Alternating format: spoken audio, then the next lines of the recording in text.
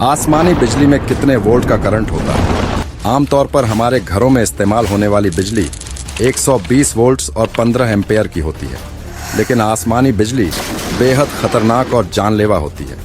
इसमें तकरीबन 10 करोड़ वोल्ट्स और 10,000 एम्पेयर तक का करंट होता है, जो पल भर में ही इंसान को राख का ढेर बना सकता है। छत्तीसगढ़ राज्य सरकार के मुताबिक आसमानी बिजली की लंबाई 4 से 5 किलोमीटर तक होती है और ये ज्यादातर दोपहर के समय गिरती है।